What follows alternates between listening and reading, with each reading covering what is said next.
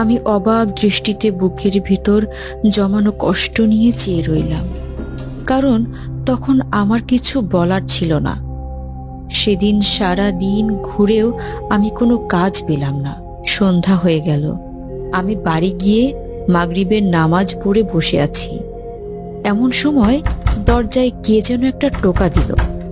আমি দরজা খুললাম, কিন্তু দরজা খোলার পর কাউকে দেখতে পেলাম না। কিন্তু সেখানে একটা ব্যাগ দেখতে পেলাম। আমি সেই ব্যাগটা ঘরে নিয়ে আসলাম। সেখানে একটা বক্স, আর বক্সের উপরে লেখা রয়েছে, আসসালামু আলাইকুম, আমার এই ছোট উপহার গ্রহণ করুন। আমি অবাক হয়ে সেই বক্সটা খুলে দেখলাম। সেখানে আকর্ষণীয় বিভিন্ন স্বাদের খাবার রয়েছে। খাবারগুলো খেয়ে নিলাম, কারণ কেউ কোনো উপহার দিলে সেটা গ্রহণ করতে হয়। রাতে ঘুমিয়ে পড়লাম। পরদিন সকালে আমি আবার ভাবির বাড়িতে গেলাম। আসসালামু আলাইকুম ভাবি। ওয়ালাইকুম আসসালাম, কি দরকার? ভাবি, টাকাটা। আচ্ছা, তোর কি আর কোনো কাজকর্ম নেই? সকাল হতে না হতেই চলে আসিস আমার কাছে। দাঁড়া এখানে, আমি টাকা নিয়ে আসছি। এই নে তোর টাকা। ভাবি, আমি তো আপনার কাছে 2 মাসের টাকা পাই।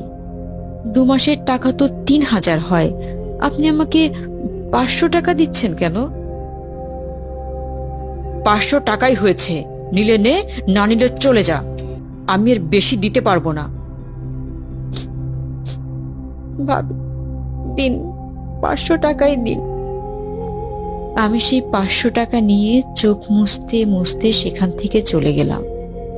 বাড়িতে গিয়ে দেখি কে যেন আমার ঘরের সামনে একটা ছোট্ট ব্যাগে কিছু টাকা রেখে গেছে। এবার আমি অনেক বেশি অবাক হলাম। মনে মনে ভাবলাম, কে আমাকে এসব দিচ্ছে? আমাকে জানতেই হবে। তখন আমি একটা বুদ্ধি বের করলাম। সন্ধ্যা হওয়ার পরে চারিদিক যখন অন্ধকার হয়ে গেল, তখন আমি সেই ব্যাগটা বাইরে রেখে দিলাম, আর আমি বাড়ির পেছনে একটা জায়গায় লুকিয়ে থাকলাম।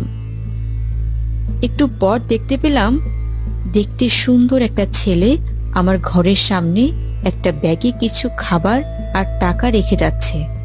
আমার চিনতে আর ভুল হলো না সেই ছেলেটিকে। আমি তখন সেই ছেলেটির সামনে গিয়ে দাঁড়ালাম।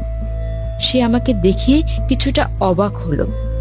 মহসিন, তুমি যে এভাবে আমার ঘরের সামনে খাবার রেখে যাও, টাকা রেখে যাও, সেটা কি ঠিক হচ্ছে?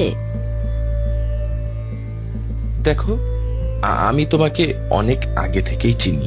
তুমি খুব ভালো একটি মেয়ে। আজকে তোমার মা বাবা বেঁচে নেই, তাই তোমাকে সবাই অবহেলা করে। সেটা আমার কাছে একেবারেই ভালো লাগে না। তাই তোমাকে আমি সাহায্য করছি। তোমাকে সরাসরি দিলে হয়তোবা তুমি সেটা নেবে না, তাই আর কি।